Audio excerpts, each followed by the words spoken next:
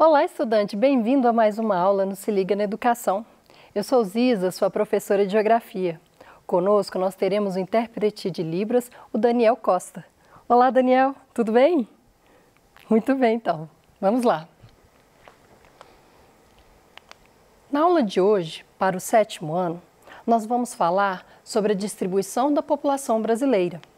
Essa aula está baseada na habilidade de interpretar e elaborar mapas temáticos e históricos, inclusive utilizando tecnologias digitais com informações demográficas e econômicas do Brasil, cartogramas, identificando padrões espaciais, regionalizações e analogias espaciais. Então, como vocês podem ver, trabalharemos muito com o nosso instrumento cartográfico, os mapas, ao longo do tempo. Conhecer a organização política do território brasileiro é o nosso ponto de partida.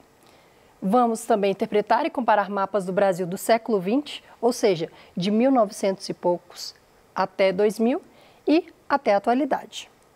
E vamos destacar os principais fluxos de migração interna brasileiros nesse intervalo de tempo. Primeiro, vamos lembrar o seguinte: o Brasil é uma república federativa.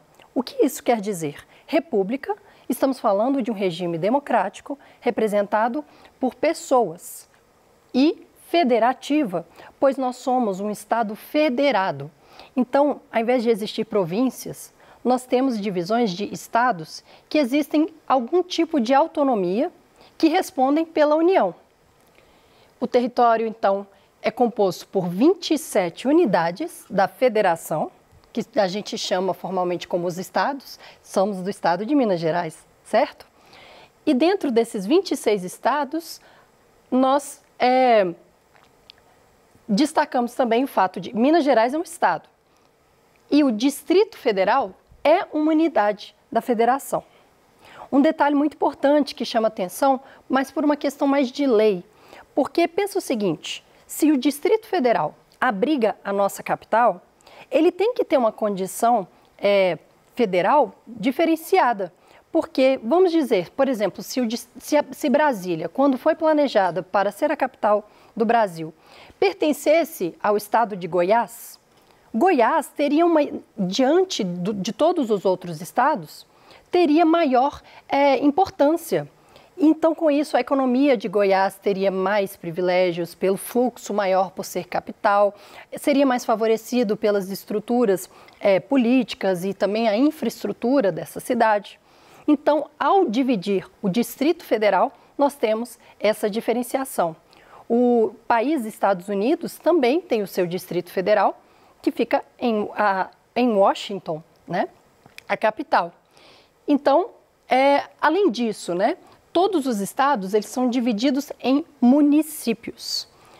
E todas essas divisões do nosso estado são organizadas pela nossa Constituição Federal. Como vocês podem ver, aqui nós temos o brasão da República Federativa do Brasil, que embaixo nós temos o destaque 15 de novembro de 1889. O que quer dizer que aqui diz 15 de novembro de 1889. É justamente a data da proclamação da nossa República. E nesse brasão nós temos simbolismos, como aqui o ramo do café, que era muito importante para a economia e até hoje ainda representa muito o nosso PIB, nossas exportações. E o fumo, que também tinha essa grande, era uma atividade muito significativa para essa época. E a espada, mostrando poder, com muitos simbolismos, as cores da família de Bragança, verde e amarelo, todos esses simbolismos.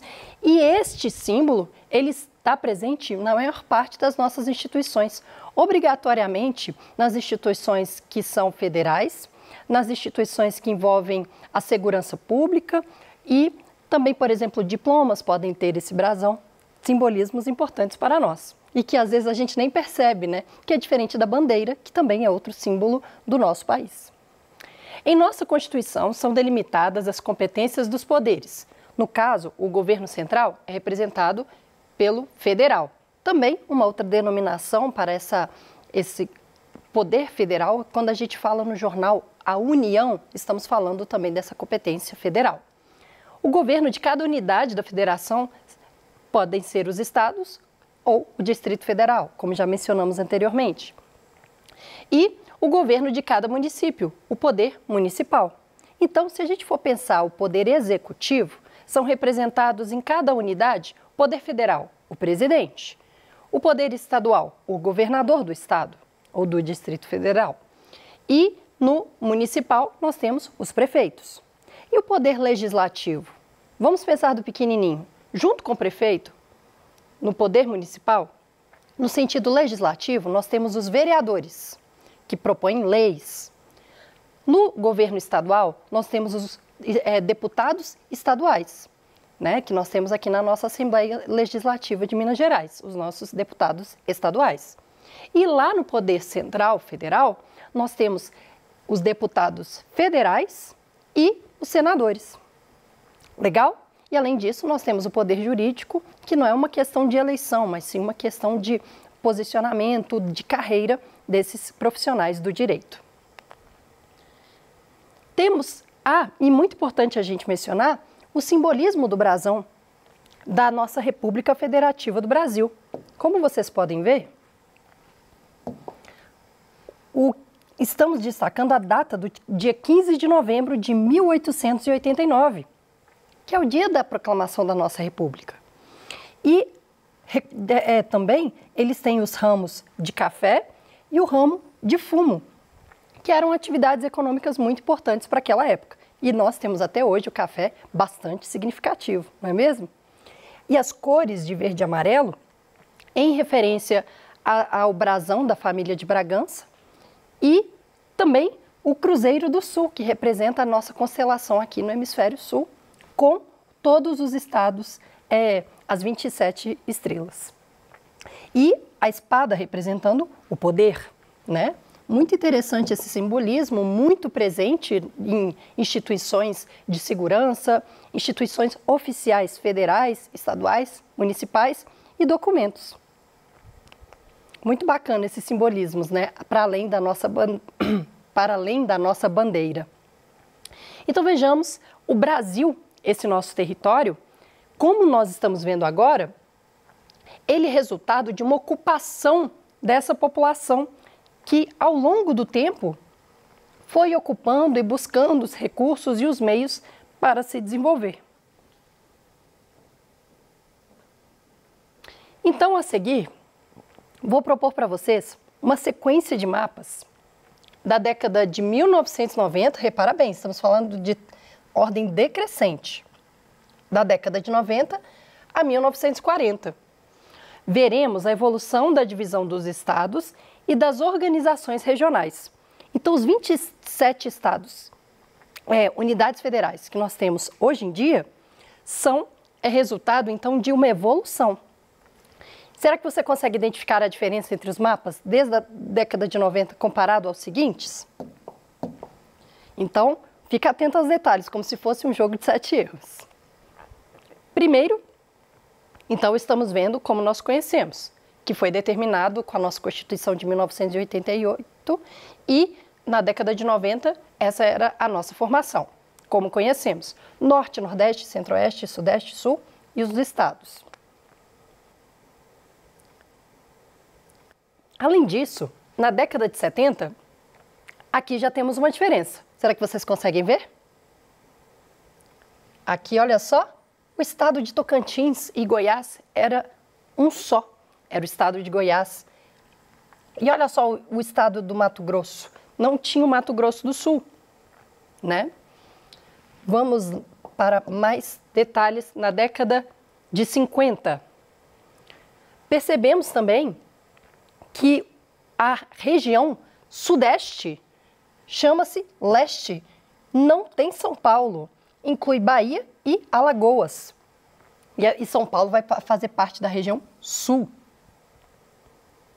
Muito bem, vamos continuar esse jogo de 7 erros.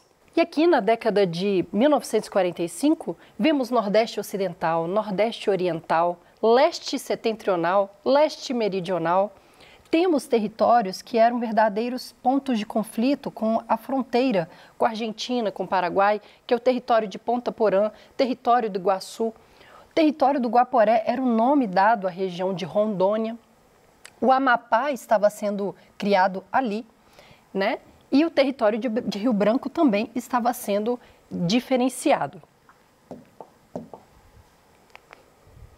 E, finalmente, essa última conformação que nós temos. Ah, e mais um detalhe. Olha só, nós não somos República Federativa do Brasil? Na década de 50, era chamada República dos Estados Unidos do Brasil. Diferente, né? A partir da mudança constitucional, que nós vamos, sim, ser República Federativa do Brasil. A ideia mostrando que nós temos estados federados. Minas Gerais pode ter legislação diferente de outros estados. Por exemplo, quando os fumantes começaram a ser proibidos de fumar em áreas internas, não foi uma questão de lei todos os estados de uma vez. Foi uma lei que foi surgindo de estado em estado. Leis ambientais também variam, porque existe então essa autonomia para algumas leis, no caso dos estados. E com isso, nós vemos, olha só que engraçado, o estado do Pará, o estado do Mato Grosso, faltando esses estados que nós já conhecemos. Muito bem? Então, essa foi a nossa comparação. Nós recapitulamos aqui, né, as datas mais precisas. Em 1903, o território do Acre foi comprado da Bolívia. Em 1943, foram criados os estados do Acre, Roraima e Amapá. Em 1960, Brasília foi inaugurada e transformada em nova capital do Brasil. Em 68, o Brasil deixa a denominação Estados Unidos do Brasil para adotar República Federativa do Brasil. Em 1975, o estado da Guanabara, que era a antiga capital, o antigo Distrito Federal do Brasil, que abrigava Rio de Janeiro como capital, foi anexado ao estado do Rio de Janeiro como município, deixou de ser um distrito.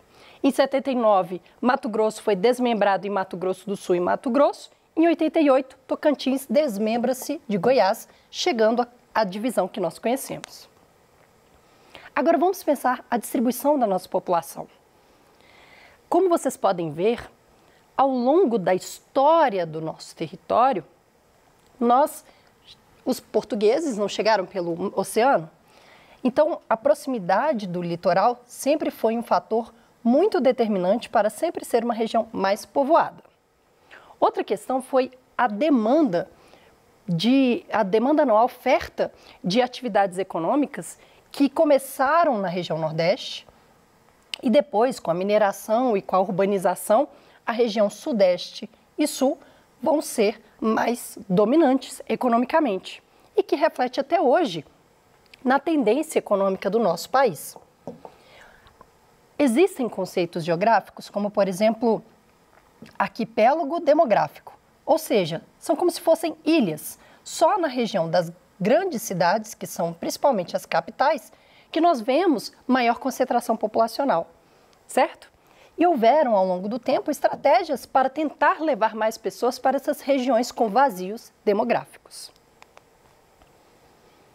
E, diferentemente deste mapa, esse primeiro mapa, nós vemos a delimitação por município.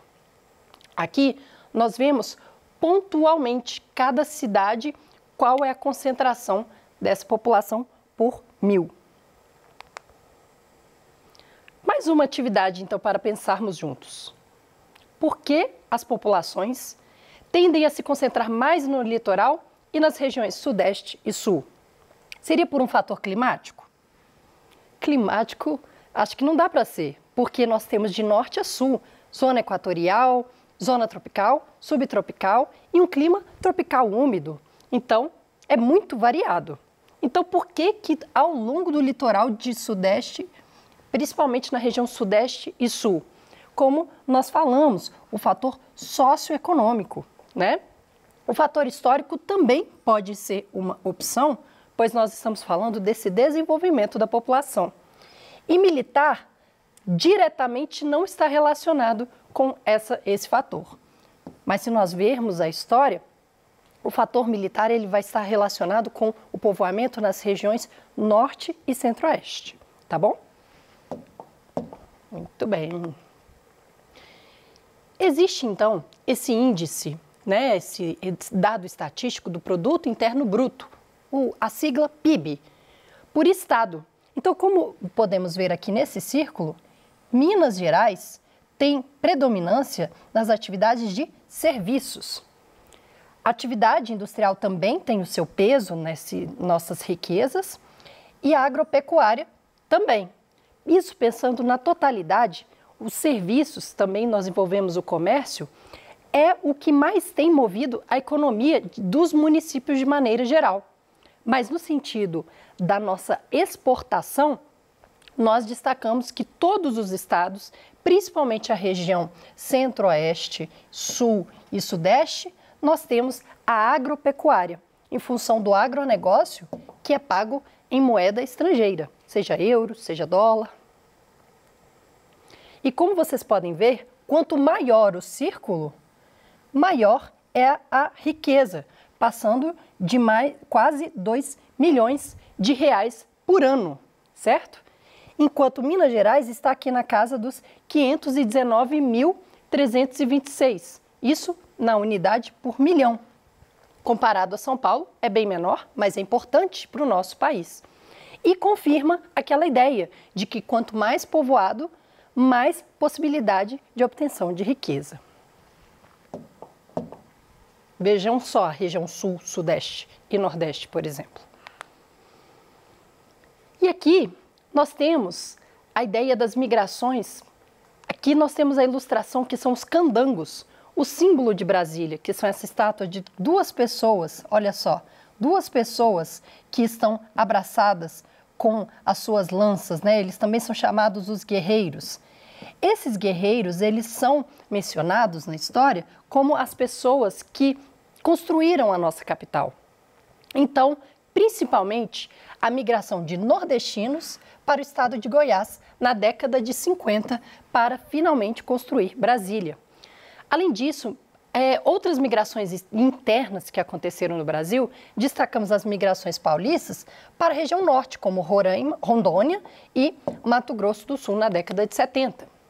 Na década de 80, a região norte foi uma zona de extrativismo mineral, então levando muitas pessoas para a região de Rondônia, Amapá e Pará. Zonas madeireiras no Pará e no Amazonas e zonas agrícolas em Rondônia e Acre. Pessoas do Centro-Oeste chegaram em função da expansão da pecuária e dessa agricultura comercial. Lembrando que existe um fluxo de migração de uma mão de obra, mas ao mesmo tempo existe um êxodo rural de pessoas que estão escapando para a região Sudeste e Sul atrás de oportunidades, já que a mecanização tira essas pessoas do campo. Na região Sudeste, migrações das capitais para o interior dos estados de São Paulo, Rio de Janeiro, Minas Gerais. Então, são as famosas cidades médias. As capitais ficam tão sobrecarregadas que começam a crescer outras cidades no entorno das capitais. Na década de 80 também destacamos o Sul, muitas pessoas indo para o Centro-Oeste e Norte, atrás de oportunidades do campo. No Nordeste, tradicionalmente, migrava do sertão para a Zona da Mata, né? Região do próprio estado de Minas Gerais, própria região do Nordeste, os nordestinos migraram para a Zona da Mata. Ou outras regiões do país, como o Sudeste, Norte, Centro-Oeste. A seca é um fator muito determinante para essa desigualdade social. E a concentração de terras agrava isso.